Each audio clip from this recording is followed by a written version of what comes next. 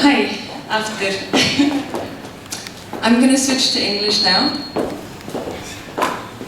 So, as many of you nerds will know, bugs are a real thing, and you file bug reports, and bugs are a big part of the system. However, bugs are also something that attack the human system. And so I want you to know that our guest speaker has been very sick, but has nevertheless agreed to speak to us for a short while. I'm going to make a very short introduction. So, to introduce our guest, I want you to know that he has met one of us in person, and I think now it's time for him to meet the rest of us, I guess.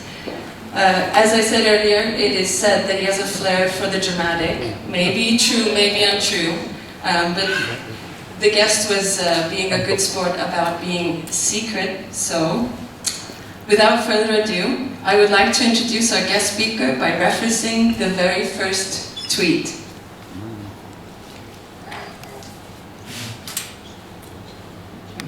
On.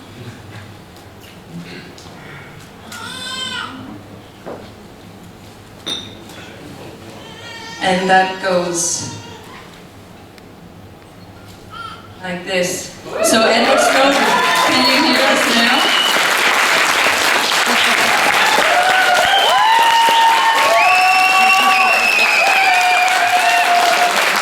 Let me turn this around so you can see everyone.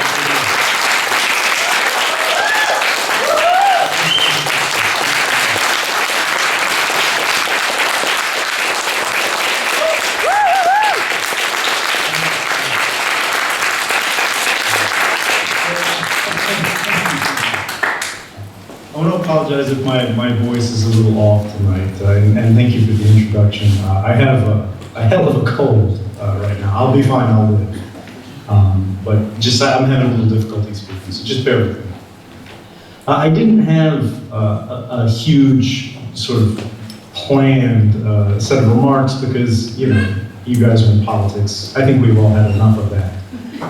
But just to speak generally about the dynamics that we've seen when we talk about surveillance, when we talk about conflict, when we talk about economy, when we talk about whistleblowers, the act of revelation, when we talk about the publications of the press and how they're increasingly coming under attack in areas that we wouldn't expect. You know, this is the story of the last century in places like Russia and China. But now we're seeing the president of my country, in the United States, start to call journalists the enemy of the people. And it's alarming, because you know what a time we're living in. By any metric, we've never been safer or freer or more comfortable. And yet it feels like with each day, when we look online, when we open a newspaper, when we turn on the television, that we're moments from the brink of an epic catastrophe, doesn't it? And all of us who are what I would like to call high information consumers, who are involved in the process, who care about this, you know, all of you are here because you want to make a difference. You see what's happening, and you want to do something about it. You feel this new atmosphere of fear that's rolling in over the world in these last few decades, and it really seems to be catalyzing into something that's accelerating.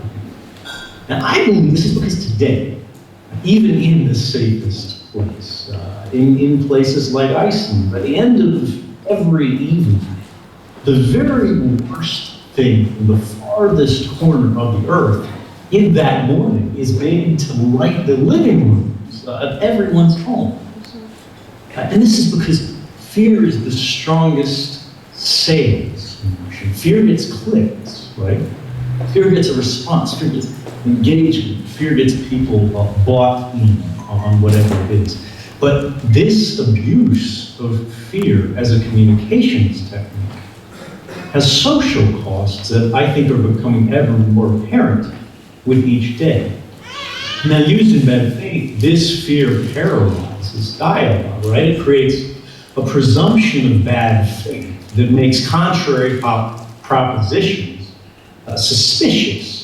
And because of that, it makes persuasion, which is what we should all be here to do, so difficult that it becomes something close to impossible. That is why in the United States, we're actually having difficulty convincing the president that Nazis are actually bad. And that should be a joke, but it's not. This is why people falsely believe, even though it originated in the Nazi propaganda of Joseph Goebbels in the last century, that if they have nothing to hide, they have nothing to fear. And if this were sort of a longer format, I would try to turn this around and I would scare you guys. I would talk about sort of the cyber threat that we're talking about, the rise of mass surveillance, the empowerment of intelligence communities. But you don't need that. That's not what you're here for. It's to talk about what we can do about it. And the bottom line is I don't have the answers and I'm not going to pretend to have the answers, but I think we all have ideas. And the one that is most central to me, the one that actually drove me forward, the reason that anyone knows my name, is because I think we eventually become acclimated to fear. We recognize the danger in it, and we can to reduce its impact on us, right? I'm not going to ask anybody to be fearless. I'm not fearless. I was scared as hell before. I think we all should be. That's a natural thing. But we have to learn to use that fear for something more.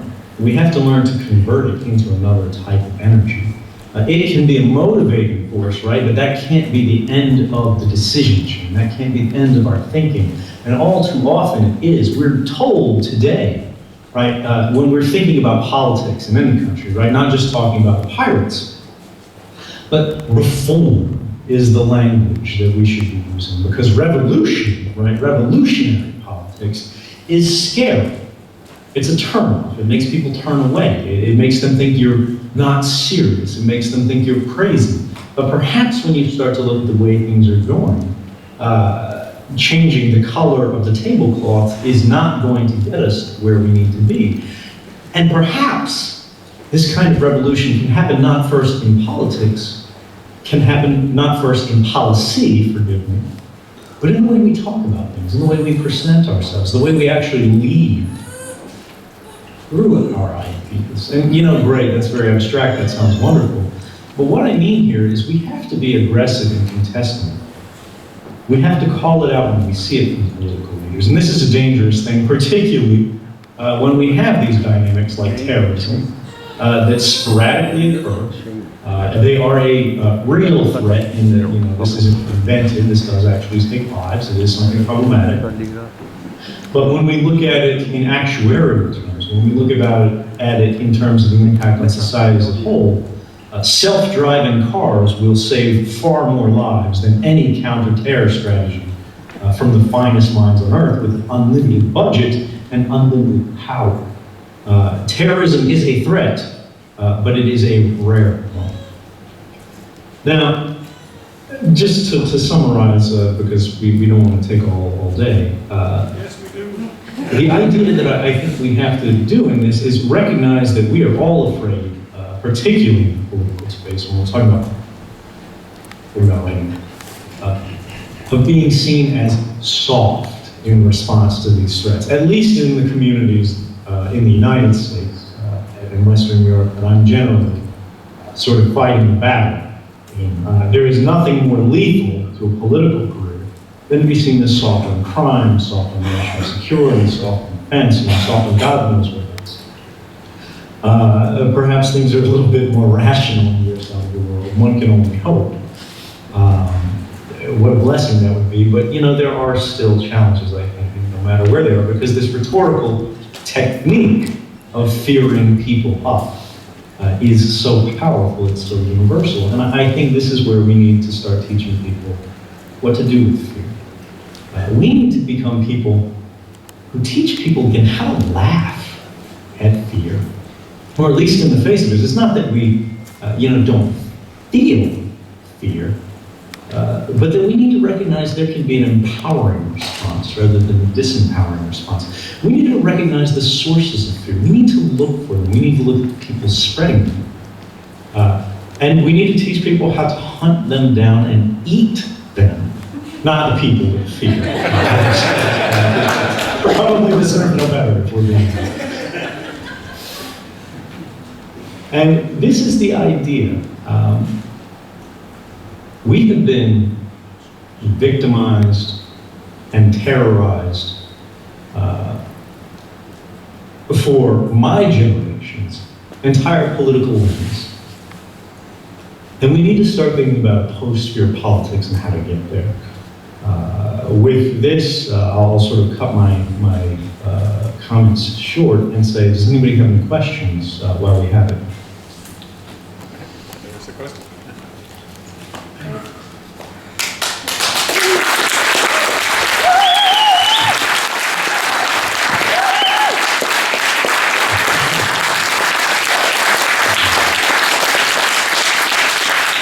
Well, also, one more thing before we get into the questions.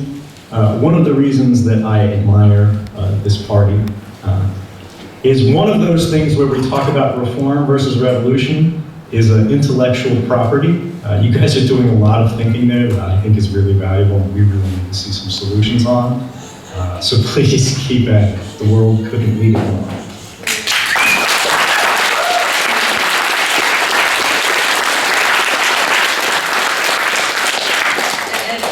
Doing this, I know you're sick, so if you're okay with it, we're just going to have a couple of questions from people. Yeah? Anyone have a couple of questions? We can start here. Hi, my name is Sunna. I'm an MP for the Pirate Party.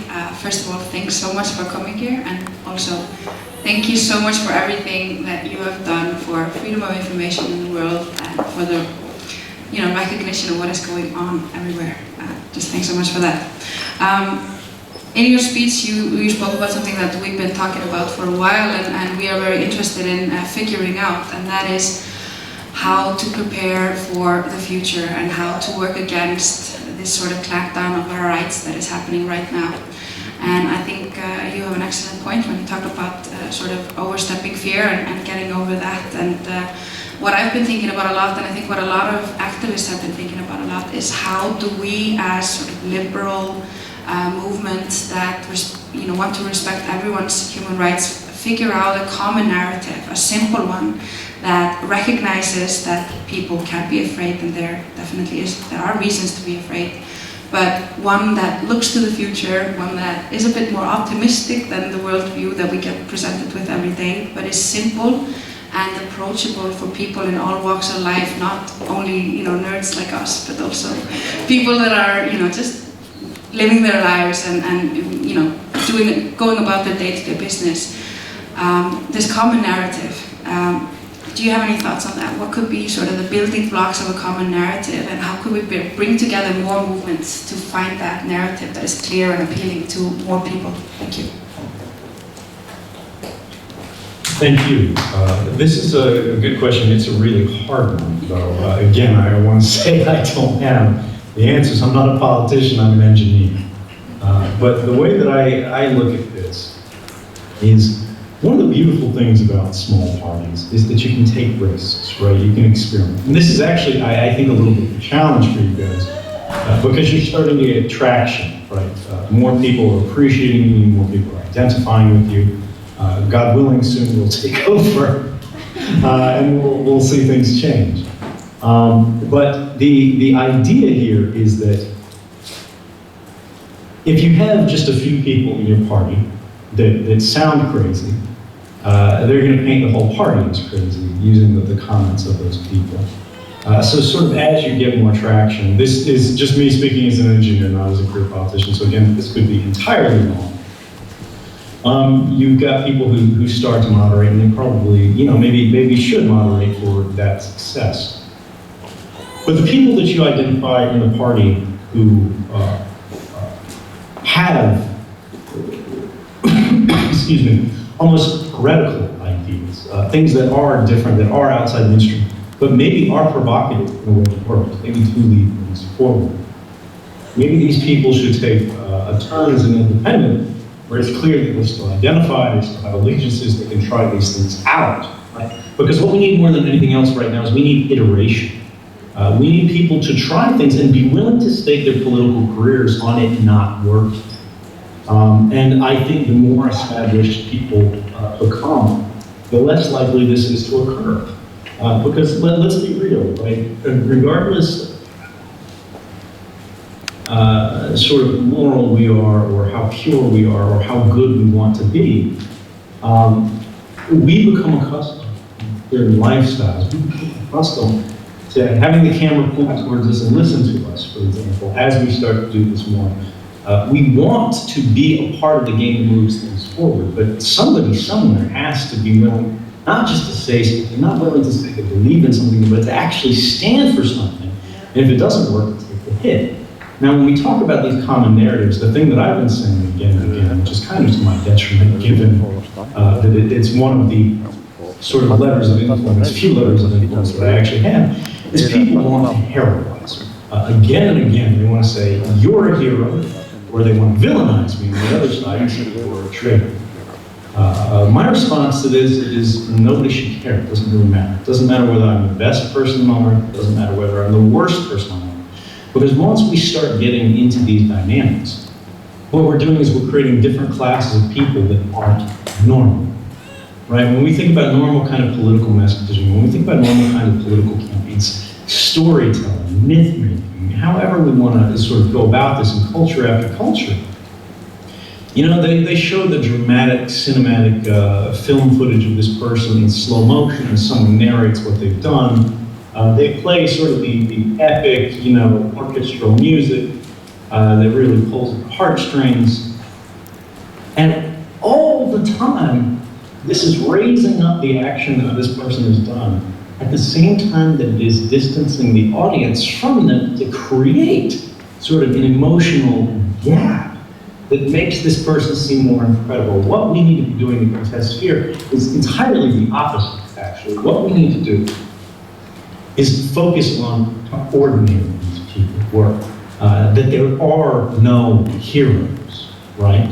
And that there are no villains in sort of the categorical sense, right? These terrorists are ordinary, useless, worthless bastards, right? Now, 9 times out of 10, these guys aren't criminal geniuses, and I know because I read their emails. These are people who had very limited, largely, there are outliers like Bin Laden, right? But largely, these people have very limited access to education, resources. They feel politically disenfranchised, they have no jobs, they have no opportunities. In many cases, they have limited literacy. And so their worldview, their ideas of political expression become very limited. They're angry at someone, they want to hit someone. That's the beginning and end of the conversation. Then one of these other larger figures goes, well, I can think of a way for you to hit someone harder, right? This is not, you know, this cataclysmic villain of the universe. This is a sad, hopeless person. This is a person who, in a better way, could have been intercepted, right, before this kind of thing happened. And I don't mean thrown in a hole in Guantanamo. I mean going, look, really? This is what you think will get you eternal paradise? Like, think through this for a minute. And I'm not going to say that it's this easy. Obviously, it's much more complicated than that. But it's simply to point out that on the side of terrorism, it's actually the same thing. When we start talking about people and going, oh, these people who gave these great speeches, oh, these people who changed our politics of the day, are as much products of the moment. They're as much elected by circumstance as they are by individual merit. Now, this is not to downplay the fact that many of these people do have qualities, right, that made them particularly charismatic. They had a rhetorical thing. Obama, who was sort of the darling of the planet for a very long time, and many people would very much like to see him back, despite all the wrong he did, simply because you could understand this, right? You could see where he was coming from. He could express himself, he could try to persuade people, and even when he didn't do it successfully, you understood his argument, at least. Now we have the opposite on so many scales, where we have someone who's not only not a decent person, he's not a persuasive person, he has no original ideas, he has no original thoughts, he really has no value of anything. And this is the sort of man who has never known the love that he has not had to pay for.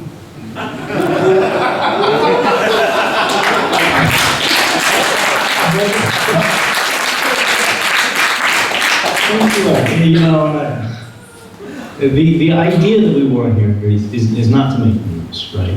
It's to actually make things better. When we ask, how do we make these common narratives? I think the first thing, the central idea there, is we have to focus on the commonality. You have to think about the things that you're talking about, right?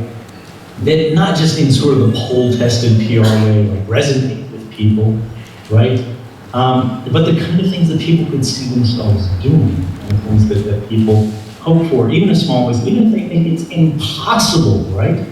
Show them in small ways how it can be possible. Show them the first step of possible. Make them dream, make them hope, make them eventually believe, and you've started to win.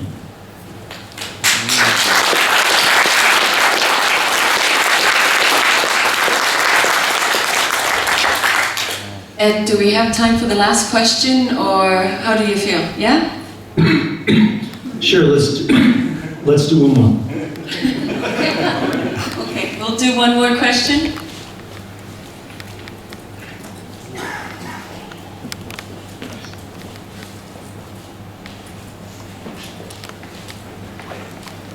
Hey Edward, it's an honor to be standing here and asking you this question. You talked about ideology, and I've been working with decentralized political groups that are working for a certain cause. There are always morals involved when it comes to decentralized, unpolitical groups. Maybe you get a person that's working within the group that you're trying to bring down. And the morals come down to the information that you get and how you use it. Sometimes the people are not ready to give away the information and let you use it. So it becomes difficult because it can be tracked back to them, and you know how that is. So when it comes to conversion and giving people tools to fight back, what do you think about these morals? Like if you have information that somebody else gave you that is significant, but you know that it could hurt the other person, like how do you deal with that moral obligation? This is an incredibly difficult question. I actually don't want to answer it in a direct way because I'm not sure how I feel about it. The way that I looked at it, that was on the other end of the barrel of the gun, is I didn't give the journalists any information about me, or information that theoretically they could really do until I had already taken steps to protect myself. And this is ultimately sort of the core challenge of whistleblowing, and whether we're talking politics, how do you manage that source-journalist relationship? It doesn't have to be a journalist, it can be a publisher, it can be a party, whatever. And get this out there in a way that, again, is sort of morally sound. And I don't know, I think we need to normalize things in a different way. I think we need to, if we're gonna take that step, we have to make sure that people accept that when they're sharing this information, they're losing control of how it can be shared onwards. Now, this traditionally is how communication works. Even when we talk about it on the surveillance side, right? Now, let's say I use the best, most perfectly secured systems on that. And I'm pretty careful about this, so I can say that I certainly am. But the thing is, whenever I talk to somebody else, right, whether I talk to my lawyer, the U.S. American Civil Liberties Union, or I talk to you guys right now, what about the laptop that's sitting on the table that we're communicating through right now, right? What if that was hacked? What if it's not? What if my laptop is hacked, right? There's two ends of each communication where these things can go outside of our control. What if somebody in the room is, recording audio clips of this or whatever, and they're gonna cut it out of context and, make us all look like terrible infidels or something like that. This is the way the world works, right? But we don't want to be exploitative, I would think. We want to be better than that. We want to do things in a better way. And I would think the way on this is you honestly have to respect the source's wishes. And if you want them to come out with this, I don't think it's right to expose them. Unless they are truly involved in something that's criminal or immoral to the extent where the harms that are risked in that context that are borne by this institution or this person or whatever are outweighed by the public benefit of actually revealing this information. That's kind of the sort of, in the short term, what happened with the NSO operations, or global mass surveillance of 2013. But the idea here is, to the maximum extent possible, you want to think about mitigating the risks. You can never dispel them entirely, right? Particularly when you're talking about publication, particularly when you're talking about mass communication. And this is what the government does quite well, at least large, organized governments in superstates like the US, where they've got more or less unlimited propaganda budgets. When I came forward, the first thing that they did, in my case, the first thing that they did in the Iraq war logs, or the Afghan war diaries case, diplomatic cables, that's WikiLeaks stuff before. The Pentagon Papers in the 1970s, the warrantless wiretapping program of the Bush administration, which was revealed in 2005, which the New York Times could have published before the election, but did not at the request of the White House. All of these, the very first argument that the government made was that lives could be lost, damage could be caused, right? And they're not wrong. They're weighing those risks completely inappropriately, intentionally, right? The risks in each of these cases were, in fact, vanishingly small. We know this from the WikiLeaks cases because these guys eventually published with no redactions whatsoever. And yet, at Manning's trial, years later, in 2013, instead of 2009, the government was specifically asked by the court to show evidence of harm, right? Show us somebody who was disappeared, show us somebody who was killed, show us a program that was harmed, show us anything like that. And the government declined. And had they had this evidence, they almost certainly would have provided it.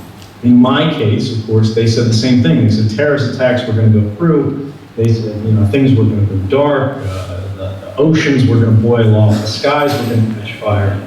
And none of this happened. In 2017, we've never seen the faintest evidence of this. And the idea here is that while these things are possible, they're not probable. Because when people are publishing this information, that's not their goal, right? And they're typically careful to try to mitigate these risks. And we've seen now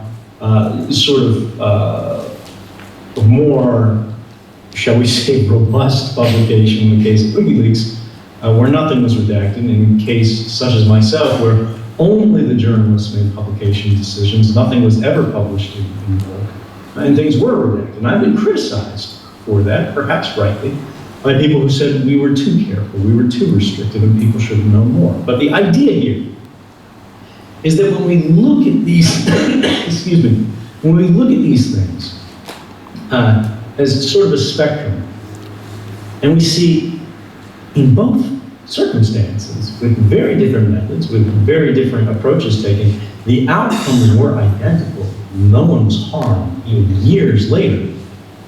You start to see what's actually happening there when the government goes to that first argument of harm is possible. And where we as the public, where we as society fail to respond adequately, the proper response is, yes, of course, but what you're trying to talk about are the theoretical risks of journalism rather than the concrete harms of your policies, which are established by these stories. And I would say that this is the central idea that you want to start looking at these things. What are the harms that you can quantify? What are the harms that are probable rather than possible?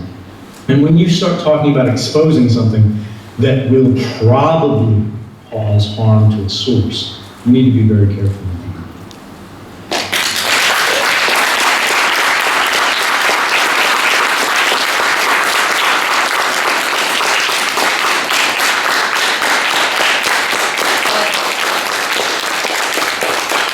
So thank you so much being sick and coming and speaking to us, the Icelandic pirates, after all.